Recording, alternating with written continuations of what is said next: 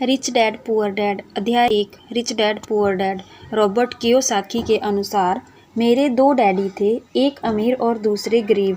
एक बहुत पढ़े लिखे थे और दूसरे समझदार थे। वे पीएचडी थे और उन्होंने अपने 4 साल के अंडरग्रेजुएट कार्य को 2 साल से भी कम समय में कर लिया था। इसके बाद वे आगे पढ़ने के लिए Stanford university, university of Chicago तथा नॉर्थ वेस्टर्न यूनिवर्सिटी गए और तब उन्होंने पूरी तरह से स्कॉलरशिप के सहारे ही किया। मेरे दूसरे डैडी 8वीं से आगे नहीं पढ़े थे। दोनों ही अपने करियर में सफल थे। दोनों ने अपनी ज़िंदगी भर कड़ी मेहनत की थी। दोनों ने ही काफ़ी पैसा कमाया था, परंतु उनमें से एक पूरी ज़िंदगी पैसे के लिए परेशान होता रहा। दूसरा हवाई के सबसे अमीर व्यक्तियों में से एक बन गया। एक के मरने पर उसके परिवार, चर्च और ज़रूरतमंदों को करोड़ों डॉलर की दौलत मिली। दूसरा अपने पीछे कर्ज छोड़कर मरा। मेरे दोनों डैडी इरादे के पक्के, चमत्कारी और प्रभावशाली थे। दोनों ने मुझे सलाह दी, परंतु उनकी सलाह एक सी नहीं थी। दोनों ही शिक्षा पर बहुत जोर देते थे, परंतु उनके द्वारा सुझाए गए पढ़ाई के विषय अलग अलग थे। अगर मेरे पास केवल एक ही डैडी होते तो मैं या तो उनकी सलाह मान लेता या फिर उसे ठुकरा देता। चूँकि सलाह देने वाले दो थे, इसलिए मेरे पास दो विरोधाभासी विचार होते थे, एक अमीर आदमी का और दूसरा गरीब आदमी का। किसी भी एक विचार को सीधे सीधे मान लेने या न मानने के बजाय मैं उनकी सलाहों पर काफ़ी सोचा करता था, उनकी तुलना करता था और फिर खुद के लिए फैसला किया करता था। समस्या यह थी कि अमीर डैडी अभी अमीर नहीं थे और गरीब डैडी अभी गरीब नहीं थे। दोनों ही अपने करियर शुरू कर रहे थे और दोनों ही दौलत तथा परिवार के लिए मेहनत कर रहे थे, परंतु पैसे के बारे में दोनों के विचार और नज़रिए एकदम अलग थे। उदाहरण के तौर पर एक डैडी कहते थे, पैसे का मोह ही सभी बुराइयों की जड़ है, जबकि दूसरे डैडी कहा करते थे, पैसे की कमी ही सभी बुराइयों की जड़ है। जब मैं छोटा था तो मुझे दोनों डैडियों की अलग अलग सलाहों से दिक्कत होती थी। एक अच्छा बच्चा होने के नाते मैं दोनों की बातें सुनना चाहता था।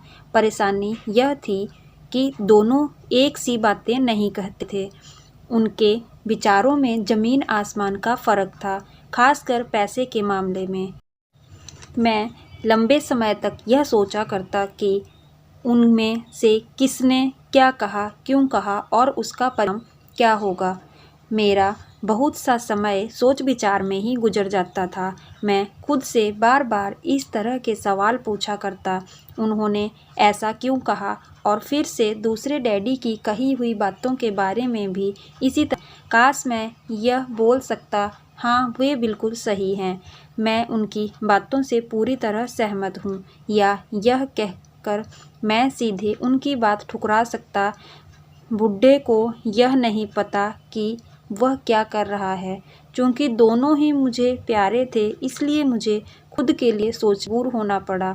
इस तरह सोचना मेरी आदत बन गई, जो आगे चलकर मेरे लिए बहुत फ़ायदेमंद साबित हुई। अगर मैं एक तरह से ही सोच पाता तो यह मेरे लिए इतना फ़ायदेमंद नहीं होता। धन दौलत का विषय स्कूल में नहीं बल्कि घर में पढ़ाया जाता है। शायद इसीलिए अमीर लोग और ज़्यादा अमीर होते जाते हैं, जबकि गरीब और ज़्यादा गरीब होते जाते हैं और मध्यम वर्ग कर्ज में डूबा रहता है। हम में से ज़्यादातर लोग पैसे के बारे में अपने माता पिता से सीखते हैं। कोई गरीब पिता अपने बच्चों को पैसे के बारे में क्या सिखा सकता है? वह सिर्फ इतना ही कह सकता है, स्कूल जाओ और मेहनत से पढ़ो। हो सकता है वह बच्चा अच्छे नंबर से कॉलेज की पढ़ाई पूरी कर ले, फिर भी पैसे के मामले में उसकी मानसिकता और उसका सोचने का ढंग एक गरीब आदमी जैसा ही बना रहेगा। यह सब उसने तब सीखा जब वह छोटा बच्चा था। धन का विषय स्कूल में ही पढ़ाया जाता। स्कूलों में शैक्षणिक और व्यावसायिक निपुणताओं पर जोर दिया जाता है, न कि धन संबंधी निपुणता पर। इससे यह साफ हो जाता है कि जिन स्मार्ट बैंकर्स, डॉक्टर्स और अकाउंटेंट के बारे में स्कूल में अच्छे नंबर आते हैं, वे जिंदगी भर पैसे के लिए संघर्ष क्यों करते हैं। हमारे देश पर जो भारी कर्ज लदा हुआ है वह काफ़ी हद तक उन उच्च शिक्षित राजनेताओं और सरकारी अधिकारियों के कारण है जो आर्थिक नीतियाँ बनाते हैं, और मज़े की बात यह है कि वे धन के बारे में बहुत कम जानते हैं। मैं अक्सर नई सदी में आने वाली समस्याओं के बारे में सोचता हूं, अब क्या होगा जब हमारे पास ऐसे करोड़ों लोग होंगे जिन्हें आर्थिक और चिकित्सकीय मदद की ज़रूरत होगी। धन संबंधी मदद के लिए या तो वे अपने परिवारों पर या फिर सरकार पर निर्भर होंगे। क्या होगा जब मेडिकेयर और सोशल सिक्योरिटी के पास का पैसा खत्म हो जाएगा। किस तरह कोई देश तरक्की कर पाएगा अगर पैसे के बारे में पढ़ाई की जिम्मेदारी माता पिता के ऊपर छोड़ दी जाएगी, जिसमें से ज़्यादातर गरीब हैं या गरीब होंगे। चूँकि मेरे पास 2 प्रभावशाली डैडी थे, इसलिए मैंने दोनों से ही सीखा। मुझे दोनों की सलाह पर सोचना पड़ता था। इस तरह से सोचते सोचते मैंने यह भी जान लिया कि किसी व्यक्ति के विचार उसकी ज़िंदगी पर कितना ज़बरदस्त प्रभाव डाल सकते हैं। उदाहरण के तौर पर एक डैडी को यह कहने की आदत थी, मैं इसे नहीं खरीद सकता। दूसरे डैडी इन शब्दों के इस्तेमाल से चिढ़ते थे। वे जोर देकर कहा करते थे कि मुझे इसके बजाय यह कहना चाहिए, मैं इसे कैसे खरीद सकता हूँ। पहला वाक्य नकारात्मक है और दूसरा प्रश्नवाचक। एक में बात खत्म हो जाती है और दूसरे में आप सोचने के लिए मजबूर हो जाते हैं। मेरे जल्द ही अमीर बनने वाले डैडी ने मुझे समझाया कि जब हम कहते हैं मैं इसे नहीं कर सकता, तो हमारा दिमाग काम करना बंद कर देता है। इसके बजाय जब हम यह सवाल पूछते हैं मैं इसे कैसे खरीद सकता हूँ, तो हमारा दिमाग काम करने लगता है। उनका यह मतलब नहीं था कि आपका जिस चीज़ पर दिल आ जाए उसे खरीद ही लें। वे लगभग दीवानगी की हद तक अपने दिमाग को कसरत करना चाहते थे, क्योंकि उनके ख्याल से दिमाग दुनिया का सबसे ताकतवर कंप्यूटर है। मेरा दिमाग हर रोज़ तेज़ होता जाता है क्योंकि मैं इसकी कसरत करता रहता हूँ। यह जितना तेज़ होता जाता है, मैं इसकी मदद से उतना ही ज़्यादा पैसा कमा सकता हूँ। उनका मानना था कि मैं इसे नहीं खरीद सकता कहना दिमागी आलस की पहचान है। हालांकि दोनों ही डैडी अपने काम में कड़ी मेहनत करते थे, परंतु मैंने देखा कि पैसे के मामले में एक डैडी की आदत यह थी कि वे अपने दिमाग को सुला देते थे और दूसरे डैडी अपने दिमाग को लगातार कसरत करवाते रहते थे। इसका दीर्घकालीन परिणाम यह हुआ कि एक डैडी आर्थिक रूप से बहुत अमीर होते चले गए, जबकि दूसरे डैडी लगातार कमज़ोर होते चले गए। इसे इस तरह से समझें कि एक व्यक्ति हर रोज़ कसरत करने के लिए जिम जाता है, जबकि दूसरा व्यक्ति अपने सोफे पर बैठकर टीवी देखता रहता है। शरीर की सही कसरत से आप ज़्यादा तंदुरुस्त हो सकते हैं और दिमाग की सही कसरत से आप ज़्यादा अमीर हो सकते हैं। आलस्य से स्वास्थ्य और धन दोनों का नुकसान होता है। मेरे दोनों डैडियों की विचारधारा में ज़मीन आसमान का अंतर था। एक डैडी की सोच थी कि अमीरों को ज़्यादा टैक्स देना चाहिए ताकि बेचारे गरीबों को ज़्यादा फ़ायदा मिल सके, जबकि दूसरे डैडी कहते थे टैक्स उनको सज़ा देता है जो उत्पादन करते हैं और उन लोगों को इनाम देता है जो उत्पादन नहीं करते।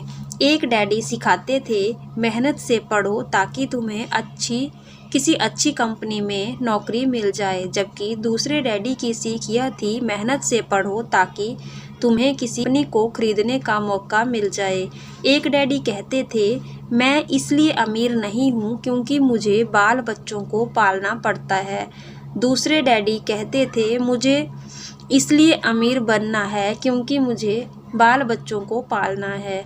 एक डैडी डिनर की टेबल पर पैसे और बिजनेस के बारे में बात करने के लिए हमेशा प्रोत्साहित रहते थे। दूसरे डैडी भोजन करते समय पैसे की बातें करने के लिए मना करते थे। एक का कहना था, जहां पैसे का सवाल हो सुरक्षित कदम उठाओ, खतरा मत उठाओ। दूसरे का कहना था, खतरों का सामना करना सीखो। एक का मानना था, हमारा घर ही हमारा सबसे बड़ा निवेश और हमारी सबसे बड़ी संपत्ति है। दूसरे का मानना था, मेरा घर मेरा दायित्व है, और अगर आपका घर आपकी नज़र में आपका सबसे बड़ा निवेश है तो आप गलत हैं। दोनों ही डैडी अपने बिल समय पर चुकाते थे, परंतु उनमें से एक सबसे पहले अपने दिल चुकाता था, जबकि दूसरा सबसे आखिर में। एक डैडी का यह मानना था कि कंपनी या सरकार को आपका ध्यान रखना चाहिए और आपकी ज़रूरतों को पूरा करना चाहिए। वे हमेशा तनख्वाह में बढ़ोतरी, रिटायरमेंट योजनाओं, मेडिकल लाभ, बीमारी की छुट्टी, छुट्टियों के दिन और बाकी सुविधाओं के बारे में चिंतित रहते थे। वे अपने 2 चाचाओं से बहुत प्रभावित थे जो सेना में चले गए थे, और 20 साल के सक्रिय जीवन के बाद उन्होंने अपने रिटायरमेंट और जीवन भर के आराम का इंतजाम कर लिया था। वे मेडिकल लाभ के विचार को पसंद करते थे और सेना द्वारा अपने रिटायर्ड कर्मचारियों को दी जा रही सुविधाओं की भी तारीफ करते थे। उन्हें विश्वविद्यालय का टेन्योर सिस्टम भी काफ़ी पसंद था। कई बार नौकरी से आजीवन मिल रही सुरक्षा और नौकरी के लाभ नौकरी से ज़्यादा महत्वपूर्ण हो जाते हैं। वे अक्सर यह कहते थे, मैंने सरकार के लिए बहुत मेहनत से काम किया है और इसलिए बदले में मुझे ये लाभ मिलने चाहिए। दूसरे डैडी पूरी तरह से आर्थिक स्वावलंबन में विश्वास रखते थे। वे सुविधाभोगी मानसिकता के विरोधी थे। वे यह मानते थे कि इस तरह की मानसिकता लोगों को कमज़ोर और आर्थिक रूप से ज़रूरतमंद बनाती है। उनका दृढ़ विश्वास था कि आदमी को आर्थिक रूप से सक्षम होना चाहिए। एक डैडी कुछ डॉलर बचाने के लिए परेशान रहे। दूसरे डैडी एक के बाद एक निवेश करते रहे। एक डैडी ने मुझे बताया कि अच्छी नौकरी तलाशने के लिए अच्छा सा बायोडाटा कैसे लिखा जाए। दूसरे ने मुझे यह सिखाया कि कैसे मजबूत व्यावसायिक और वित्तीय योजनाएं लिखी जाएं, जिससे मैं नौकरियां दे सकूं। 2 प्रभावशाली डैडियों के साथ रहने के कारण मुझे यह विश्लेषण करने का मौका मिला कि उनके विचारों का उनके जीवन पर कितना प्रभाव हो रहा है। मैंने पाया कि दरअसल लोग अपने विचारों से ही अपने जीवन को दिशा देते हैं। उदाहरण के तौर पर मेरे गरीब डैडी हमेशा कहा करते थे, मैं कभी अमीर नहीं बन पाऊंगा, और उनकी यह भविष्यवाणी सही साबित हुई। दूसरी तरफ मेरे डैडी हमेशा खुद को अमीर समझते थे। वे इस तरह की बातें करते थे, मैं अमीर हूँ और अमीर लोग ऐसा नहीं करते। एक बड़े आर्थिक झटके के बाद जब वे दिवालियेपन की कगार पर थे, तब भी वे खुद को अमीर आदमी ही कहते रहे। वे अपने समर्थन में यह कहते थे, गरीब होने और पैसा ना होने में फ़र्क होता है। पैसा पास में ना होना अस्थायी होता है, जबकि गरीबी स्थायी है। मेरे गरीब डैडी यह भी कहते थे, मेरी पैसे में कोई रुचि नहीं है या पैसा महत्वपूर्ण नहीं है। मेरे अमीर डैडी हमेशा कहते थे, पैसे में बहुत ताकत है। हो सकता है हमारे विचारों की ताकत को कभी भी मापा ना जा सके या फिर उन्हें पूरी तरह से समझा ना जा सके। फिर भी बचपन में ही मैं यह समझ गया कि हमें अपने विचारों पर ध्यान देना चाहिए और अपनी अभिव्यक्ति पर भी। मैंने देखा कि मेरे गरीब डैडी इसलिए गरीब नहीं थे क्योंकि वे कम कमाते थे, बल्कि इसलिए गरीब थे क्योंकि उनके विचार और काम गरीबों की तरह थे। 2 डैडी होने के कारण बचपन से ही मैं इस बारे में बहुत सावधान हो चला था कि मैं किस तरह की विचारधारा अपनाऊं, मैं किसकी बात मानूं, अपने अमीर डैडी की या अपने गरीब डैडी की। हालांकि दोनों ही शिक्षा और ज्ञान को बहुत महत्वपूर्ण मानते थे, परंतु क्या सीखा जाए इस बारे में दोनों की राय अलग अलग थी।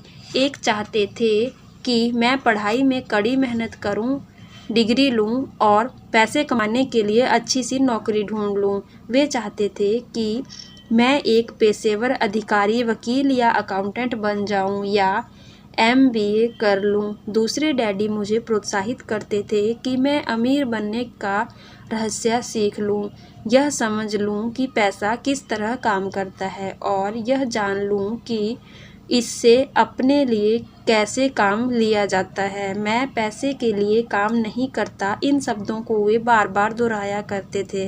पैसा मेरे लिए काम करता है। 9 वर्ष की उम्र में मैंने यह फैसला किया कि पैसे के बारे में मैं अपने अमीर डैडी की बात सुनूंगा और उनसे सीखूंगा। यह फैसला करने का मतलब था फैसला अपने गरीब डैडी की बातों को पर ध्यान ना देना। हालांकि उनके पास कॉलेज की बहुत सी डिग्रियां थी जो मेरे अमीर डैडी के पास नहीं थी। रॉबर्ट फ्रॉस्ट का सबक। रॉबर्ट फ्रॉस्ट मेरे पसंदीदा कवि हैं। हालांकि मुझे उनकी बहुत सी कविताएं पसंद है, परंतु द रोड नॉट टेकन मुझे सबसे ज़्यादा पसंद है। मैं इसकी शिक्षा का इस्तेमाल हर रोज़ करता हूँ। द रोड नॉट टेकन, वह राह जिसे चुना नहीं गया। पीले जंगल में 2 राहें बढ़ती थी और अफसोस एक को चुनना था और मैं अकेला पथिक खड़ा रहा देर तक, यह देखते हुए कि यह राह कहाँ तक जाती है। झुरमुटों में मुड़ने के पहले फिर मैंने दूसरी राह चुनी, उतनी ही सुंदर और शायद बेहतर भी, क्योंकि यहाँ घास ज़्यादा थी और कम लोग गुजरे। हालांकि लोगों के गुजरने से यहाँ भी उतना ही नुकसान हुआ था और दोनों ही उस सुबह बराबर थी। पत्तियों पर काले कदम नहीं थे और मैंने पहली को अगले दिन के लिए रखा, पर यह जानते हुए कि किस तरह रास्ते निकलते हैं। मुझे शक था कि मैं कभी लौटूंगा। मैं राह भर कर यह कहूँगा, आज से सदियों बाद शायद एक जंगल में 2 राहें बढ़ती थी और मैंने कम चली हुई राह को चुना और इसी बात से सारा फर्क पड़ा। बहुत समय गुजर चुका है, पर मैं अब भी अक्सर रॉबर्ट फ्रॉस्ट की कविता पर चिंतन करता रहता हूँ। मैं पैसे के बारे में अपने पढ़े लिखे डैडी की सलाह और नज़रिए को न सुनने का मेरा फैसला दुखद था, परंतु यह एक ऐसा फैसला था जिसने मेरी ज़िंदगी की दिशा तय कर दी।